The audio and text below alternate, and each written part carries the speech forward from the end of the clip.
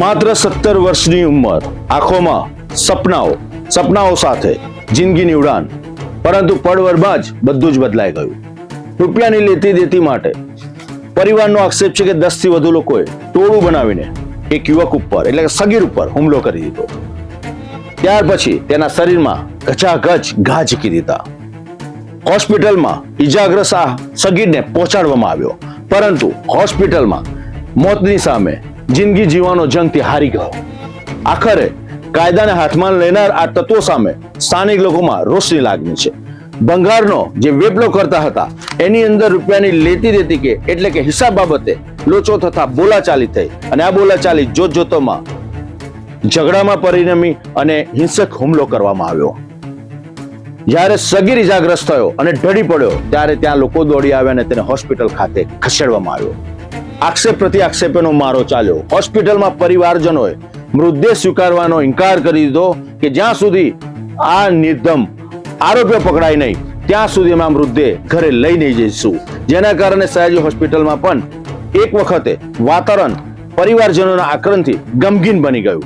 પરંતુ આવા તત્વો મોડી રાત્રે વડોદરા શહેરના રાજમાર્ગો પર ફરતા નજરે પડે છે અને ત્યારબાદ આવી ઘટનાઓ શહેરમાં આકાર લે છે. રાત્રિના સમયે જ આવા મોતના સોદાગરો હાથમાં કાયદો લઈને લોકો પર હિંસક હુમલો કરતા અચકાતા નથી અને કોઈના પરિવારનું હાસ્ય છીનવાતું હોય છે. આવું જ કંઈક મોડી રાત્રે બન્યું વડોદરા શહેરમાં.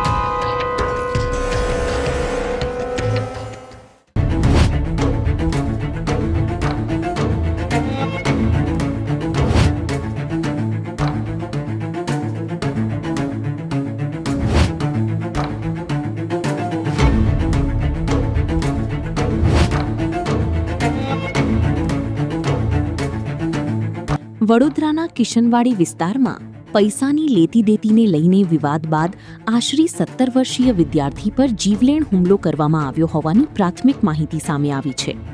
ગંભીર ઈજાઓને કારણે વિદ્યાર્થીનું મોત નીપજતા સમગ્ર વિસ્તારમાં શોક અને રોષનો માહોલ જોવા મળ્યો હતો.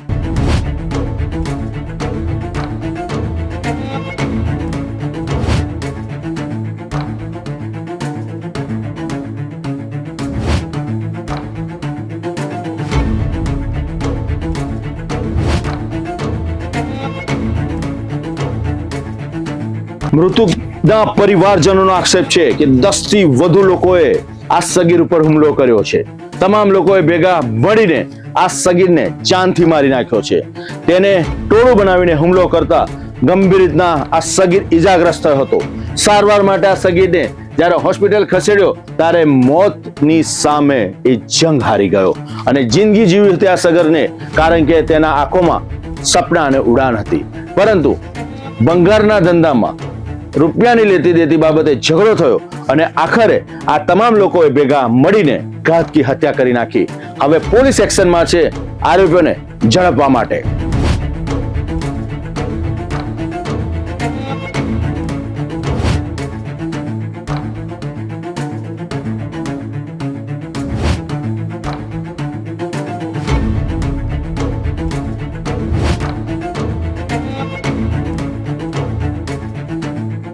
બીજી તરફ સયાજી હોસ્પિટલમાં મૃતકના પરિવારજનોનો આક્રંદ જોવા મળ્યો હતો.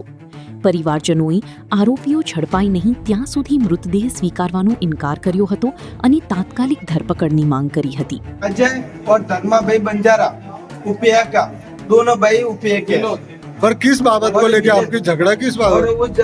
उस बाबत में झगड़ा हुआ कि जब हम यहाँ इकट्ठे हुए थे किशनवाड़ी नारी पे, जब मेरी हम बंगाल का धंधा करते हम तो वहाँ पर एक दूसरे के बाबत में हमारे गाड़ी को तो पकड़ाने के लिए कंप्लीट कर रहे थे तो उसने मेरी गाड़ी पकड़ा दी थी।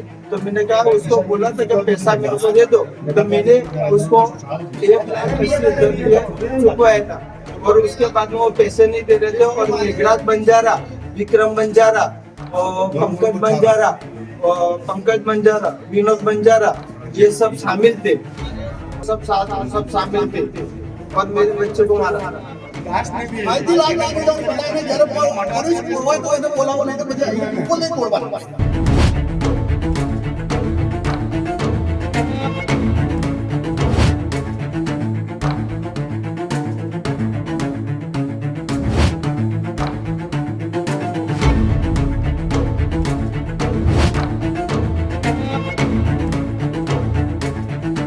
આ ઘટનાને પગલે કિશનવાડી વિસ્તાર તેમજ સયાજી હોસ્પિટલ ખાતે પોલીસનો ચુસ્ત બંદોબસ્ત ગોઠવવામાં આવ્યો હતો. સમગ્ર મામલે પોલીસ પુરાવાઓ એકત્ર કરી વધુ તપાસ કરી રહી છે. વિક્રમભાઈ વણજારા જે કિશનવાડી રહે છે, એમને કે કંઈ પૈસાની લેવડ દેવડ હતી, તો એમનો છોકરાને લેવડ દેવડમાં એ લોકોએ આખી ટીમ છે એમની 8 જણની, એ આખી ટીમ લઈને આપણે ઉડાના મકાનમાં એમના કેસ બી 2-4 નીકળશે પોલીસ સ્ટેશનમાં. અને પ્લસ એવું છે કે એમને છોકરાને પપ્પાના મારે એટલે છોકરો નાનો આવીને છોડે, મારા પપ્પાને કેમ મારો છો તમે, છોડો એને. એ છોકરાને ઉચકીને 4 જણ લઈ જઈને ખંજરથી એને વાર કર્યું છે. આજે ફૂલ જેવા છોકરો, નાની ઉંમરનો બાળક છે, ભણવાની ઉંમર એની 11માં ભણે છે, ભણતો રજાના દિવસે અહીંયા આવેલો વડોદરા પપ્પા જોડે મળવા, એને આવું પહોંચાડે. એટલે આમાંથી એક જ રિક્વેસ્ટ છે મીડિયા સાહેબ જોડે કે આ મીડિયા સાહેબ આ તો એમને સજા થવી જોઈએ. 2 જણ જે ખંજર માર્યા છે એમને, અને આ કબૂલી બી કર્યા છે કે અમે ખંજર માર્યા છે. 2ને ફાંસી અને 3 જેટલા બી 7-8 જણ બીજા છે આરોપીઓને સજા થવી જોઈએ, એ અમારી રિક્વેસ્ટ છે આટલી.